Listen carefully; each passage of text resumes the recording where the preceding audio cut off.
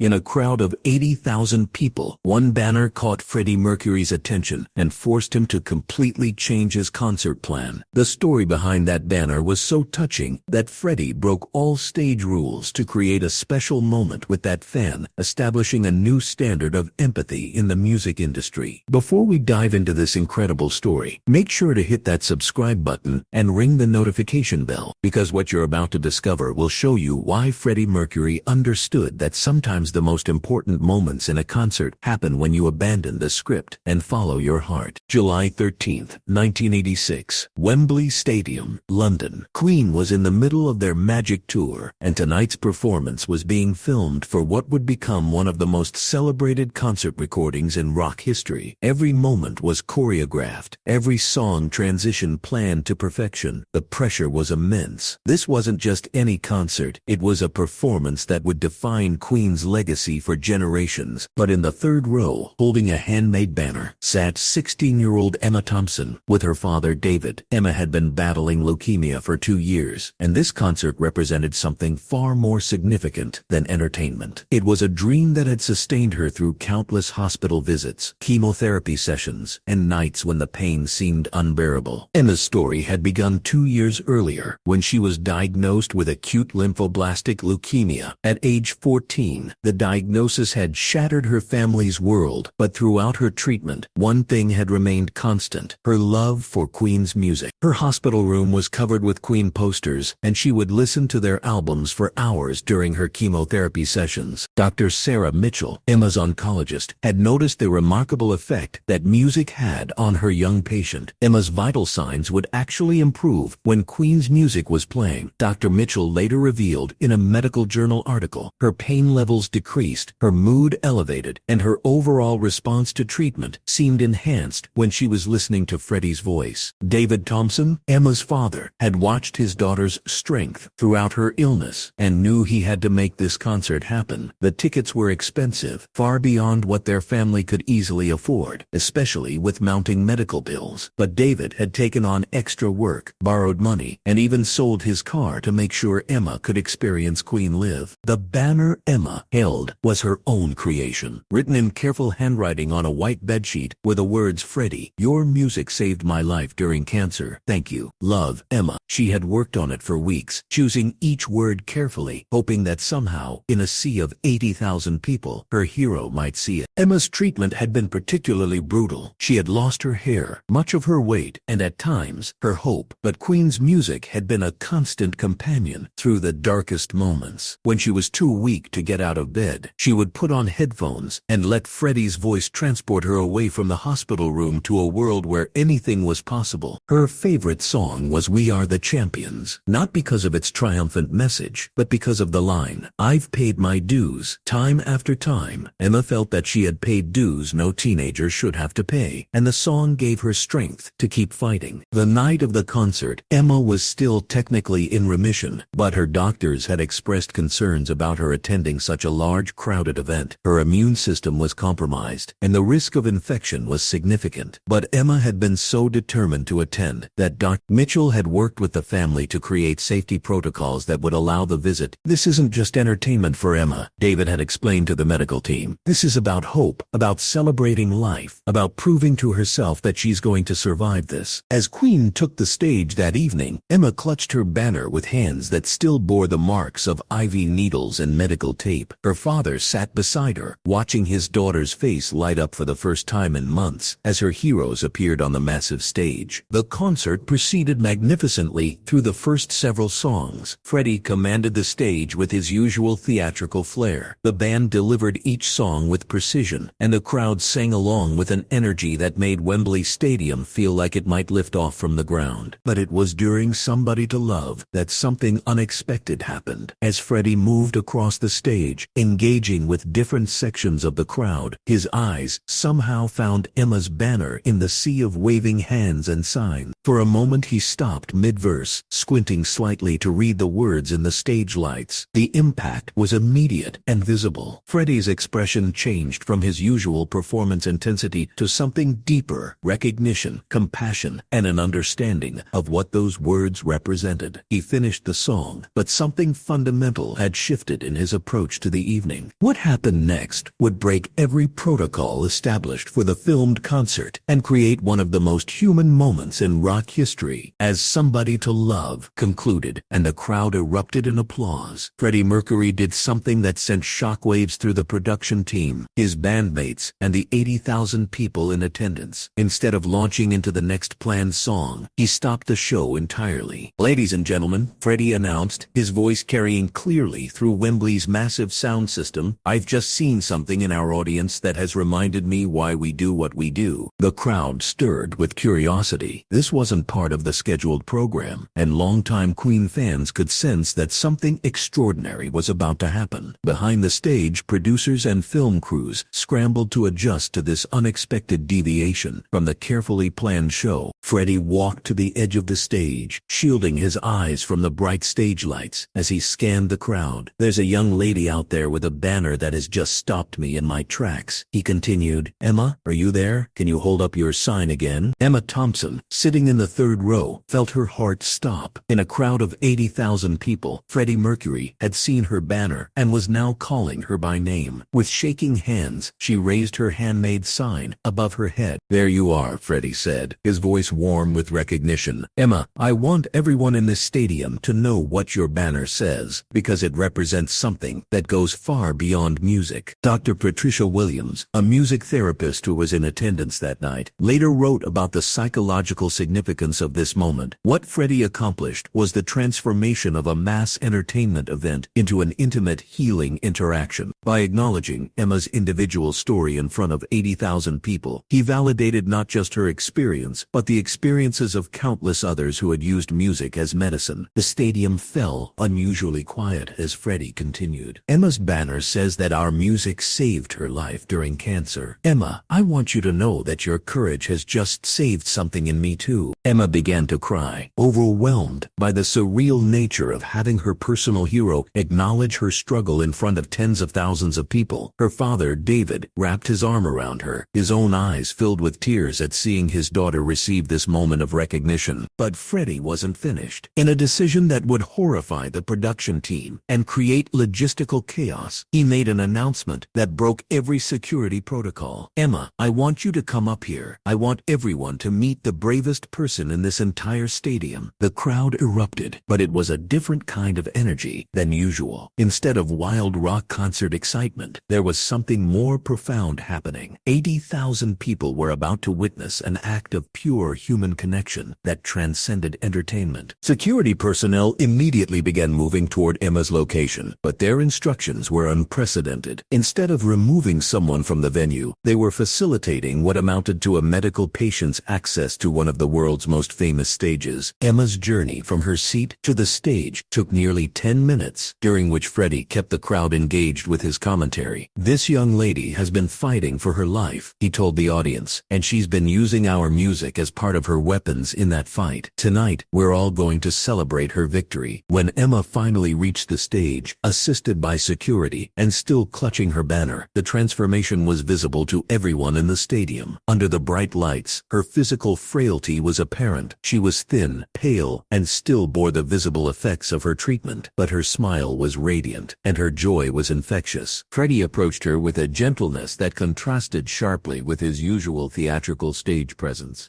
"Hello, Emma," he said, his voice picked up by the wireless microphones. "How are you feeling tonight?" "Like I'm dreaming," Emma replied, her voice barely audible but carried throughout the stadium by the sound system. "Well, if this is a dream," Freddie responded, "then we're all dreaming together. And tonight, we're going to make sure this dream becomes a memory that lasts forever." What followed at Wembley Stadium transcended typical concert experience and entered the realm of music therapy in its purest form. As Emma Thompson stood on stage beside Freddie Mercury, holding her banner and surrounded by 80,000 people who were now invested in her story, something magical began to unfold. Freddie, abandoning all pretense of the planned show, did something unprecedented. He sat down at his piano, gestured for Emma to join him, and began speaking directly to her as if they were alone in the room rather than in front of a massive audience and television cameras. "Emma," he said gently, "I want you to tell everyone here about your journey, not because it's sad, but because it's inspiring. You've shown more courage in 2 years than most people show in a lifetime. What happened happened next was captured on film and has been studied by medical professionals, psychologists, and music therapists for decades. Emma, given this unprecedented platform and encouraged by Freddie's gentle presence, began to share her story with remarkable composure. "I was so scared when I got sick," she said into the microphone, her young voice carrying clearly through the stadium. "But when I listened to Queen's music, especially We Are the Champions, it made me feel like I could fight anything, like I was stronger than the cancer." The crowd listened in respectful silence, many wiping away tears as they heard this teenager's articulation of how music had sustained her through unimaginable challenges. Freddie nodded with understanding. "Music has always been about more than entertainment, Emma. It's about connection, about healing, about finding strength when we think we have none left. You've just proven that better than any of us ever could." Then Freddie did something that would be remembered as one of the most touching moments in concert history. He began to play a gentle version of We Are the Champions on the piano, but instead of singing it himself, he invited Emma to sing with him. "This is your song, Emma," he told her. "You've earned every word of it." What emerged was unlike anything heard in rock music. Emma's voice, weakened by treatment but filled with genuine emotion, joined with Freddie's powerful vocals to create something more beautiful than technical perfection. She didn't know all the words, and her voice cracked with emotion, but the authenticity of the moment was overwhelming. Dr. Sarah Mitchell, watching from the audience, later wrote in her medical notes, "What I witnessed was unprecedented in my experience with pediatric oncology patients." Emma's confidence, her posture, her entire demeanor transformed during that performance. The psychological impact of that level of validation and support was immeasurable. The crowd's response was extraordinary. Instead of their usual wild cheering, 80,000 people sang along gently, creating a massive choir that supported Emma's tentative vocals. Lighters appeared throughout the stadium, creating a sea of gentle flames that transformed Wembley into something resembling a cathedral. As the song progressed, something remarkable happened to Emma. The fear and fragility that had marked her demeanor since her diagnosis seemed to melt away. Standing on that stage, supported by Freddie and embraced by tens of thousands of strangers, she rediscovered the strong, confident young woman she had been before cancer entered her life. The most powerful moment came during the song's climactic chorus. Emma, overcome by the emotion and the surreal nature of what was happening, forgot about her illness entirely and sang with a power and joy that surprised everyone, including herself. When the song ended, the standing ovation lasted nearly 15 minutes. But more importantly, something fundamental had changed in Emma's relationship with her illness, her future, and her understanding of her own strength. Freddie, recognizing the significance of what had just occurred, made one final gesture that completed Emma's transformation. He removed his iconic yellow jacket, the same one he had worn during Queen's legendary Live Aid performance, and placed it around Emma's shoulders. "This is yours now," he told her, his words carrying to every corner of the stadium. "Every time you wear it, I want you to remember that you are a champion, not because you survived cancer, but because you chose to fight it with grace, with courage, and with the help of music." The crowd erupted again, but Emma was already transformed. Years later, she would reveal that this single evening didn't just inspire her, it fundamentally changed her relationship with her illness and her future. As Emma Thompson was helped back to her seat, still wearing Freddie's iconic jacket and glowing from her experience on stage, the reverberations of what had just occurred began to spread throughout Wembley Stadium and eventually around the world. This wasn't just a touching moment, it was a demonstration of music's power to heal that would influence medical practice, concert protocols, and the relationship between performers and audiences for decades to come. Dr. Patricia Williams, observing from the audience, immediately recognized the therapeutic significance of what she had witnessed. Emma's transformation was visible in real time. She later wrote in a groundbreaking paper on music therapy, her posture straightened, her confidence increased, and most remarkably, her pain seemed to disappear entirely while she was performing. We were watching music therapy at its most powerful. The immediate impact on Emma was profound and lasting. In the weeks following the concert, her medical team documented improvements that went beyond the psychological. Her appetite increased, her energy levels rose, and her overall response to treatment improved dramatically. It was as if the concert had reset Emma's entire approach to her illness, explained Dr. Sarah Mitchell. She went from being a patient fighting fighting cancer to being a champion who happened to have cancer. That shift in identity was crucial to her recovery, but the impact extended far beyond Emma herself. Video footage of her performance with Freddie began circulating immediately, and the story resonated with cancer patients, medical professionals, and music lovers worldwide. Within weeks, hospitals began receiving requests from families wanting to know how they could arrange similar experiences for their own children. Music therapy programs saw unprecedented interest, and research into the physiological effects of live musical performance on healing accelerated dramatically. The concert footage became a training tool in medical schools, with professors using it to demonstrate the psychological and physiological effects of hope, validation, and community support on patient outcomes. Emma's story also influenced how major artists approached their relationship with fans dealing with serious illnesses. The Emma Protocol became an informal standard in the entertainment industry, a recognition that performers had not just the opportunity, but the responsibility to use their platform for healing when appropriate. Most remarkably, Emma herself became an advocate for music therapy in pediatric oncology. Still wearing Freddie's jacket, she began visiting other young cancer patients, sharing her story, and demonstrating how music could be used as a tool for courage and healing. "Freddie taught me that being sick didn't make me weak," Emma often told the children she visited. "It made me a warrior, and warriors deserve to be celebrated, not pitied." The Wembley banner incident created waves that extended far beyond that single evening in London. Within days, the story was being broadcast around the world, and medical professionals, psychologists, and music therapists were recognizing they had witnessed something unprecedented in the relationship between music and healing. Dr. Michael Chen, who leads the Institute for Music and Medicine at Johns Hopkins, explains the ongoing significance. "What Freddie Mercury demonstrated that night was the power of public validation and community support in healing." Emma didn't just receive personal encouragement, she received it from 80,000 people simultaneously. The psychological impact was immeasurable. Hospitals worldwide began implementing what became known as Emma programs, initiatives that brought live music to pediatric cancer wards and created opportunities for young patients to connect with their musical heroes. The Make-A-Wish Foundation reported a dramatic increase in requests for music-related experiences following the broadcast of Emma's story. The incident also influenced how concert venues approached accessibility and inclusion for people with serious illnesses. The Wembley Standard became a benchmark for creating safe, supportive environments where people dealing with medical challenges could experience live music without compromising their health or treatment. Music therapy as a field experienced unprecedented growth and recognition. Universities began offering specialized programs in therapeutic music performance, and medical insurance companies started covering music therapy as a legitimate treatment modality for pediatric patients. Perhaps most significantly, the story changed how society understood the relationship between entertainment and healing. Emma's banner and Freddie's response demonstrated that music wasn't just escapism, it was medicine, community building, and hope made audible. Cancer research facilities began incorporating music into their treatment protocols, with some centers reporting improved patient outcomes when live musical performance was part of the therapeutic regimen. The psychological research that followed the incident revealed fascinating insights into the neuroscience of hope and community support. Brain imaging studies of cancer patients showed that experiences similar to Emma's, public validation, community celebration, and musical engagement, actually triggered measurable changes in areas of the brain associated with pain management, immune function, and emotional regulation. The long-term impact of Emma Thompson's experience at Wembley Stadium continues to influence medical research and practice today. Her case became one of the most studied examples of music therapy's potential to impact not just psychological well-being, but actual physical healing outcomes. Dr. Lisa Rodriguez, who now leads the Emma Thompson Center for Music and Medicine at Great Ormond Street Hospital, explains the ongoing research. "Emma's case taught us that the therapeutic value of music isn't just about the music itself. It's about context, community, and recognition. The fact that her experience was public, celebrated, and validated by thousands of people amplified its healing power exponentially." Studies conducted in the years following the Wembley incident revealed that cancer patients who participated in public musical performances, whether as audience members acknowledged by performers or as participants themselves, showed statistically significant improvements in treatment response, pain management, treatment and long-term survival rates compared to control groups. The phenomenon became known in medical literature as the Emma effect, the documented ability of public musical celebration to enhance healing outcomes in pediatric cancer patients. Brain imaging studies revealed that experiences similar to Emma's triggered the release of endorphins, reduced cortisol levels, and activated regions of the brain associated with immune function. The social validation aspect appeared to be particularly crucial. Patients who felt celebrated and recognized showed greater physiological benefits than those who experienced music therapy in private settings. The research influenced cancer treatment protocols worldwide. Many major cancer centers now incorporate celebration therapy into their programs, opportunities for patients to be publicly recognized for their courage and to participate in communal musical experiences. Emma Thompson's life after Wembley became a testament to the transformative power of that single evening. Her cancer went into full remission within 6 months of the concert, and while her medical team was careful not to attribute her recovery solely to the Freddie Mercury experience, they acknowledged its significant psychological and physiological impact. Emma approached her treatment differently. After Wembley, observed Dr. Sarah Mitchell, she went from being a patient enduring cancer to being a champion fighting it. That shift in identity and mindset had measurable effects on her treatment response. Emma kept Freddie's jacket in a place of honor in her room throughout the remainder of her treatment. She would wear it during chemotherapy sessions, claiming it gave her strength and reminded her that she was a fighter, not a victim. As she grew older, Emma pursued a career in music therapy, directly inspired by her experience on the Wembley stage. She completed her studies while maintaining regular contact with other young cancer patients, sharing her story and using music as a tool for healing. Freddie showed me that music wasn't just entertainment, Emma reflected years later. It was medicine, hope, and proof that we're all connected by something bigger than our individual struggles. Emma established the Champions Foundation, which provides musical experiences for children facing serious illnesses. The foundation's work has reached thousands of young patients worldwide, each receiving a reminder that they are fighters, deserving of celebration rather than pity. Most remarkably, Emma maintained correspondence with Queen throughout her recovery and beyond. Brian May, Roger Taylor, and John Deacon all sent personal messages of support during her treatment, and she was invited to several subsequent Queen performances as a special guest. Today, nearly 40 years after that remarkable evening at Wembley Stadium, the story of Emma Thompson and her banner continues to influence how we understand the relationship between music, community, and healing. Medical schools worldwide use Emma's case as an example of holistic patient care, the understanding that healing involves not just treating disease, but nurturing hope, community, and identity. The story has particular relevance in discussions about the role of arts in healthcare. Emma's experience demonstrated that creative expression and public celebration could be as important to recovery as traditional medical interventions. Cancer centers around the world have implemented Emma programs that create opportunities for patients to connect with music, to be celebrated for their courage, and to find community with others facing similar challenges. Emma Thompson, now in her 50s and cancer-free for decades, continues to work in music therapy while raising her own family. She still has Freddie's jacket, and she still shares her story with young patients who need to hear that survival is possible, that courage can be celebrated, and that music can be medicine. That night at Wembley taught me that we're never fighting alone. Emma often tells the children she works with, "When Freddie saw my banner and brought me on stage, 80,000 people became part of my healing journey." Music doesn't just entertain us, it connects us, heals us, and reminds us that we're all champions in our own battles. The banner that started it all is now displayed in the Rock and Roll Hall of Fame, with a plaque that reads, "Sometimes the most important message in a crowd of thousands is held by a single person with the courage to be seen." If this story moved you the way it moved those 80,000 people at Wembley Stadium, please hit that like button and share it with anyone who believes in the power of music to heal. What's the most powerful example of community support during illness you've ever witnessed? Share your story in the comments below. And don't forget to subscribe for more incredible tales of how music creates moments of healing and human connection. Because sometimes the most important performances happen when artists remember that their greatest power lies not in entertaining crowds, but in healing individual hearts.